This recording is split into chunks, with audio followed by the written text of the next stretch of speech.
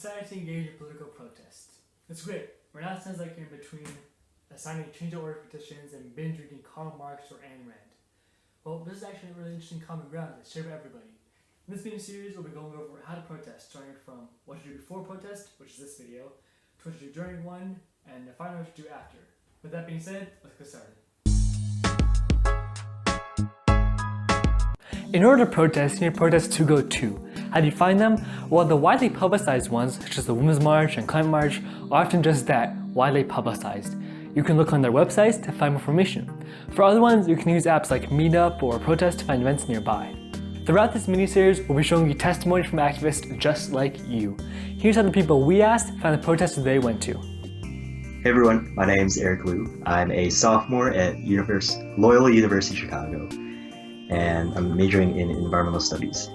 So I found this event through the Student Environmental Alliance on campus. They're connected with a bunch of environmental organizations, so they decided we could get involved.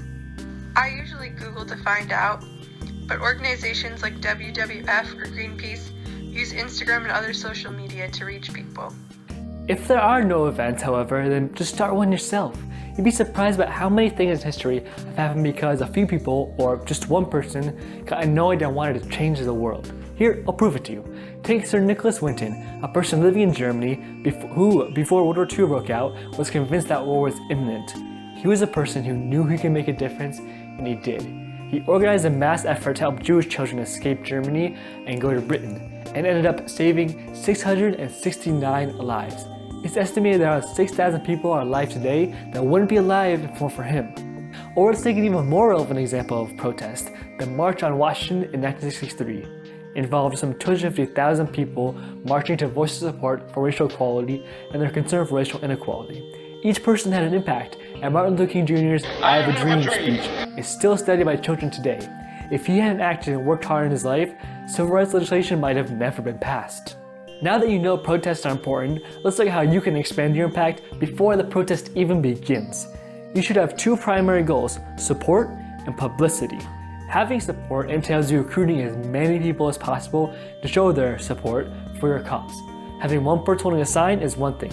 Having 100 people holding signs is totally different. Getting publicity will not be easy at first, but it's like pushing a boulder up a mountain. Once you have the news covering you and your protest, there's no saying what could happen. In order to get to this stage, you have to write to local news offices and send op-eds as far as you can. Luckily, you can post things for free on Twitter, YouTube, and Instagram and promote them relatively cheaply. Once you have support from friends, family, and the media, or even if you don't, it's critical to be informed about whatever you're protesting. I won't get into details, but I went to a protest one time, and although I was knowledgeable about the topic, I didn't know too much about the specifics of a law that was being protested. Suffice to say, it didn't go too well, and I truly regret it. If you research everything you can about the relevant topic, you'll be able to convince people and build strong cases. If there are news cameras there as well, you can convince people at home. It all starts with you. The last thing we're going to talk about is appearance. The phrase, first impressions are everything, is accurate. Going to a protest in sweatpants versus in a suit will make a big difference with how people perceive you. It's the same as a job interview. If you look crisp, it'll make your movement look crisp.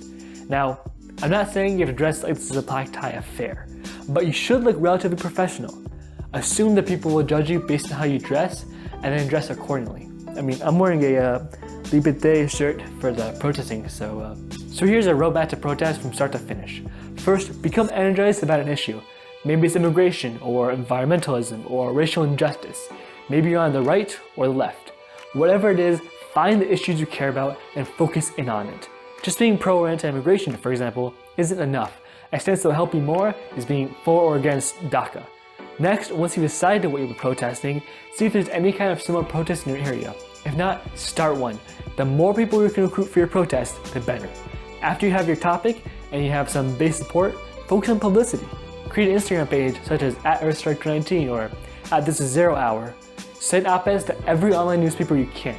Post at least daily on Twitter, YouTube, Instagram, Facebook, everything. Continue to get rapid support for your cause, even potentially going door to door, giving out flyers, following all the local laws, of course. Finally, once the day comes, rehearse what you're going to say and do. Be prepared for everything. Follow local laws and law enforcement, and work to do what is right. Here's what some people did before their protest. Before our protests, the environmental organization on campus that I'm involved with, the Student Environmental Alliance, the night before we got signs, we made a huge banner. It was a lot of art building, and we also got to learn songs as we marched from our train stop all the way to our office. And then once we got inside, we continued singing until she finally came to meet us. 1. Check the weather. If it's cold, keep hands and feet warm properly. Wearing more means staying longer. If it's warm, dress lightly, but bring proper shoes to protect your feet. Don't ever forget water, and something to cover your head and sunscreen. 2. Invite people. Taking friends makes it more fun and your voice grows. 3. You might want to make posters or wear a certain color, but usually standing around or walking with the masses is fine. 4. Check for a time plan online. Usually certain events are planned, like speeches, marches, flash mobs, or anything else. If it's a march, check out the route. 5. Eat something. You might be there for a while, and street food can be expensive. Thank you for watching this episode of Ecocentric. That's all for part 1. We'll see you in parts 2 and 3. If you like this video, be sure to like and subscribe, it really helps us out. You can also follow us on Instagram at Ecocentric. Let us know in the comments below if this has helped you with any protests you've gone to. Well, that's all for me, and now it's your turn to save the world. See you next time.